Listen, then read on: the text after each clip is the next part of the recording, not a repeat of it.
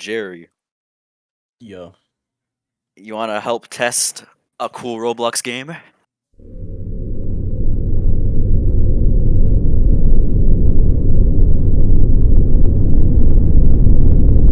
Okay.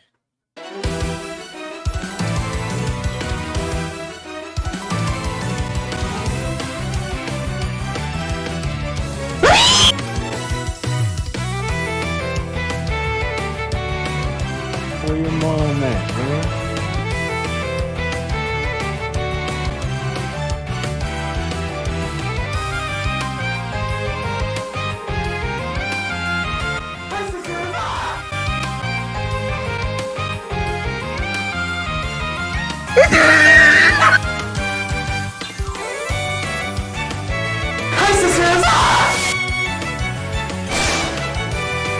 Hi, my name is.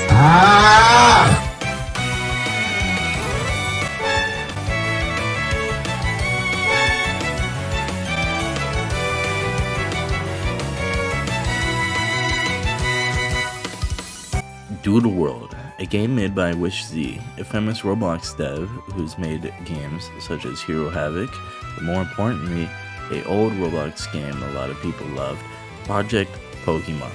It was a one-to-one Pokemon game on Roblox with a huge community, and it was a classic. Wish even got his own Roblox figurine that you can probably still buy in stores. Everything was going great, the group just hit 1 million members, and then tragedy struck. The Fire Nation attacked, Nintendo attacked. The game was snapped out of reality because a Roblox game of all things was denying them revenue. But from the intro, it's not hard to guess this game is also based around Pokemon. But instead of Pokemon or some 3D horrors, looking at you, Loomian Legacy, is 2D drawn doodles and slightly animated into the game. And there are a lot of them and a lot to come. Not just furry bait, but some really cool looking doodles and some really cute ones too. There's even the music in this game is hype as fuck, and honestly it fits really well. Just recording the background music for this game had me throwing it back in my chair like Bruce drop them off, honestly. The list of the creators of the music used in this game are in the description of the video. Back to the doodles, because that's the main part of this game, of course. All of the doodles are made by the contributors in the Discord, and if accepted, they will get polished by the main artist to be then implemented into the game. Let's talk typing. Pokemon has 18 typings. Meanwhile, this game has 20. It can be a bit overwhelming at first, but even I don't know all the doodles, and they're typing and what's weak or super effective. But don't worry, there's a type chart you can look at while in battles. It's literally in the corner. The only problem is learning the typings of the doodles, and that's about it really. If you know that, you got the type chart. Into the storyline. Starting off, there's a key competition hunt. It's a key hunt. You gotta get keys, and your mother forces you into it because you have no other value in life than working at a store for other people catching doodles, or something like that. The keys are basically like badges of the game. Each key is guarded by a key guardian, which is more close to the trials in Pokemon Sun and Moon.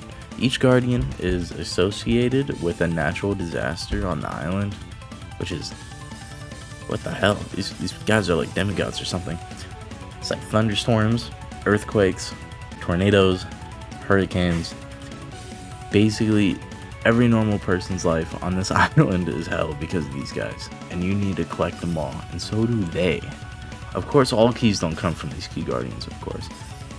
By the way, I forgot to mention, these key guardians own a part of the island, and they control it. They control what goes on there. They're like warlords in fucking feudal Japan.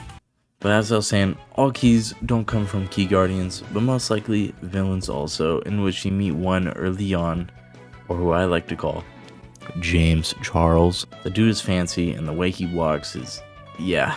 Either way, that's the premise of the story. I won't spoil it for you. There's a lot more, and it gets added very quickly.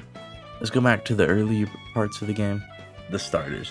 Now, I'm gonna be honest, there's only 2 right choices here for players to pick: the red snake and the absolute Chad.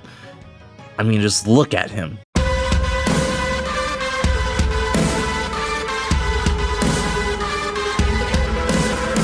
If you don't pick him, either of these, you are weird. Kidding, of course. Or am I? Let's get into misprints and skins, and things to do with Doodles. Misprints are this game's shiny. You have a low chance of encountering them, of course, like every other Pokemon game. There's also a chaining mechanic built into the game to heighten your chances of obtaining one. It's more so tilted to rarer Doodles on a route. Once you encountered a Doodle more than 10 times, you'll start getting that Doodle more often, and it caps at 50%. So like, let's say a Doodle is 10% rarity on a route. You encounter it 10 times, it goes up to 12%, it goes up to 20%. Encounter another 10 times, 30%, etc. And for common Doodles on a route, just good luck. So shiny hunting rarer Doodles is probably more viable, so you don't have to just sit there for hours and days. But let me tell you, some of these Doodles are badass, and their misprints are even cooler, especially the Chad.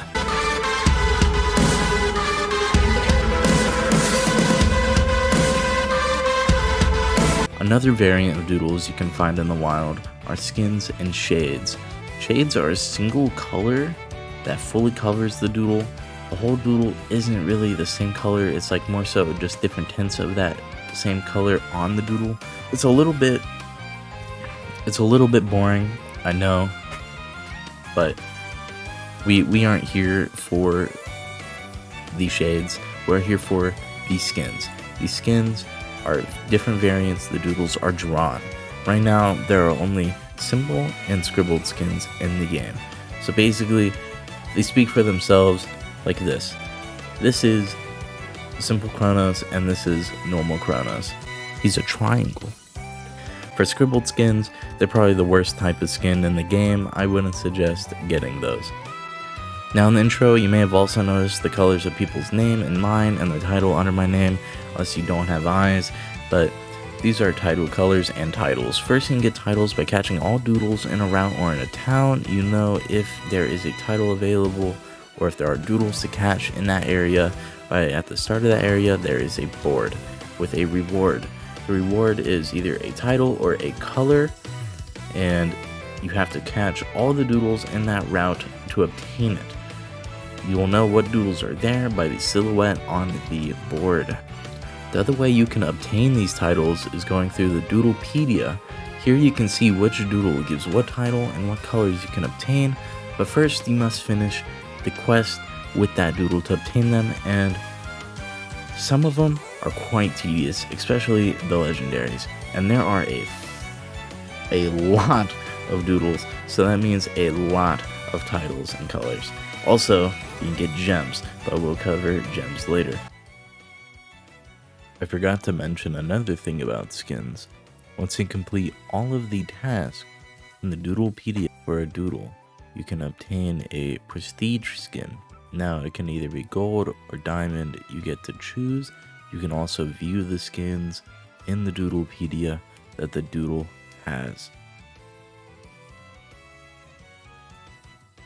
So now going into the menu, you have the shop where you can buy gems, you can buy the currency, you can spin the roulette with the gems, you can buy skins with the gems. If skins rotate often, different types of skins, sometimes it can be the starters, sometimes it could be a legendary maybe, and sometimes it can be just random Doodles with random skins. But how do you get gems, you're asking? Because you want to spin the roulette, because everything in the roulette is still obtainable in game, but legendaries can pop up on the roulette and you get 3 free resets every day of it. Now, how do you get gems?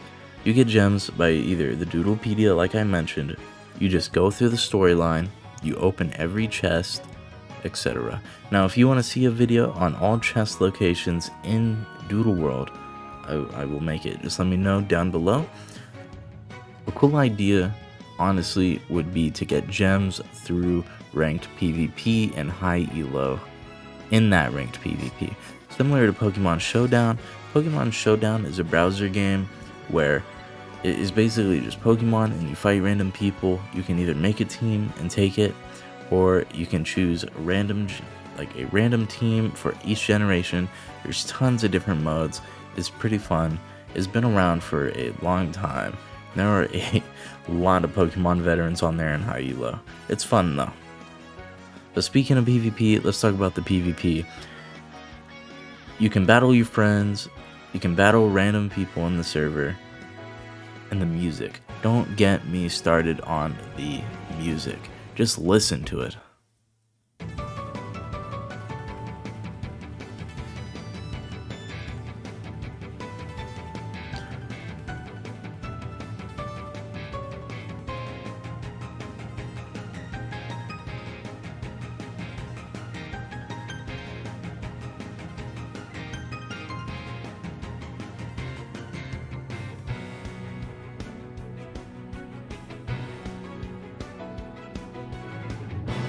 Also with the PvP, you can set levels, you can set random doodles, you can basically ban moves, I believe, you can ban Ubers, etc. And there's also a item, I forgot how you get it, you either get it from a chest or you buy it in one of the shops. You can spectate the battles of everyone in the server.